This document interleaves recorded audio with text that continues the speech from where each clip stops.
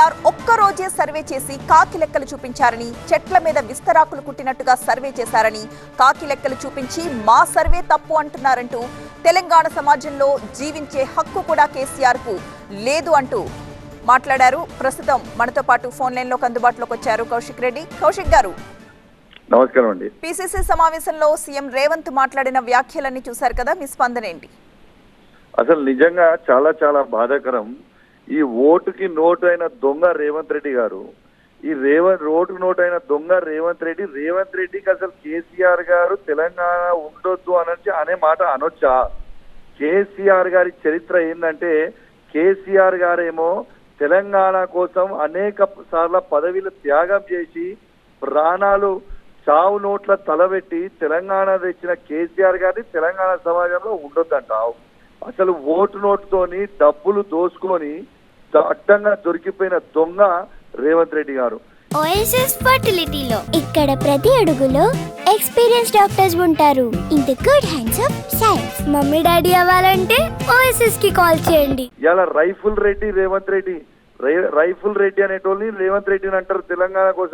తెలంగాణ కోసము కేసీఆర్ గారు చావు నోట్ల తలబెట్టి తెలంగాణ తెచ్చిన కేసీఆర్ గారు ఇలా రేవంత్ రెడ్డి గారేమో ప్రజల డబ్బులు దోచుకొని తిరుగుతా ఉన్నాడు రేవంత్ రెడ్డి గారు. ఇంకొకటి నేను అడుగుతా ఉన్నాను, కేసీఆర్ గారిని నువ్వు సరిగ్గా నడువు అని అంటున్నావు.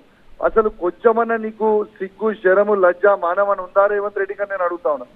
ఇలా ఏజ్ సరే, ఆరోగ్య నీతి కింద పడవచ్చు, కింద పడి తను అంత పెద్ద మనిషిని ఒక తెలంగాణకి గాంధీ భారతదేశానికి ఇండిపెండెన్స్ మహాత్మా గాంధీ గారు ఎట్లయితే తెచ్చిండ్రో తెలంగాణకి ఇండిపెండెన్స్ తెచ్చింది కేసీఆర్ గారు. ఇది కాదని ఎవరైనా అంటారా? దీనికి ఎవరైనా అనే దమ్ముందా?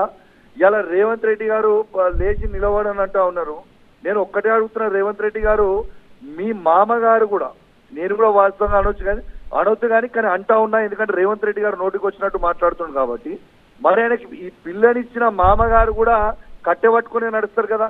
అసలు వాస్తవంగా కట్టెపట్టుకుని నడుచుకున్న వాళ్ళ మామగారు కూడా ఇలా ఈ రేవంత్ రెడ్డి గారు దొంగ అని తెలిసి పిల్లనియకపోతే ఆయన పిల్లని ఎత్తుకపోయిన చరిత్ర. కట్టెపట్టుకొని నడుస్తున్న వాళ్ళ సొంత మామగారి పిల్లనియకపోతే ఈయన దొంగ అని తెలిసి పిల్లనియకపోతే ఆయన ఆ పిల్లని కూడా ఎత్తుకపోయి పెళ్లి చేసుకున్న చరిత్ర రేవంత్ రెడ్డి గారు. కౌశిక్ గారు, ఇక్కడ ప్రధానమైన అంశం ఏంటి అంటే కేసీఆర్ హరీష్ రావులను సామాజిక బహిష్కరణ చేయాలి అన్నారు. అలాగే జనాభా లేకపోయినా రావులందరూ కలిసి పదవులు పంచుకుని అందుకే కులగణన చేపట్టట్లేదు అని ఈ రెండు విషయాల మీద ఏదైనా మాట్లాడండి. నేను ఒక్కటే చెప్తా ఉన్నాను, అసలు సామాజిక బహిష్కరణ ఎవరినైతే చేయాలంటే ఓటు నోటు దొంగ అయినా రేవంత్ రెడ్డి గారు చేయాలి. అసలు మా ఎస్కే సర్వే చేసినప్పుడు ఆల్రెడీ కేసీఆర్ గారు, కేటీఆర్ గారు, హరీష్ రావు గారు అందరు కూడా ఆల్రెడీ డీటెయిల్స్ ఇచ్చి ఉన్నారు. రెండోది, ఆయనకి తెలివి లేకపోతే ఎవడేం చేయలేడు. ఎలక్షన్ అఫిడవిట్ లో ఆల్రెడీ మనకు సంబంధించిన ప్రతిదీ కూడా డిక్లేర్ చేసి ఉంటాము. ఇది ఫ్యాక్టా కాదా? ఇది మొత్తం కూడా చేసి ఉంటాము మనము. ఇది ఆయనకి కొంచెం కూడా కామన్ సెన్స్ లేదు. రెండోది, రేవంత్ రెడ్డి గారు పూర్తిగా ఈ సర్వే చేసేది పూర్తి తప్పు తడకలు. ఇలా ఆయన మెడలు వంచి రీసర్వే చేయించడం. కేసీఆర్ గారు చేయించినప్పుడు 61% ఉండే, ఇలా కేవలం ఆయన చూపించే 46% మాత్రమే. అంటే ఈయన రేవంత్ రెడ్డి పెద్ద దొంగ, బీసీలకి అన్యాయం చేస్తుంది రేవంత్ రెడ్డి గారే.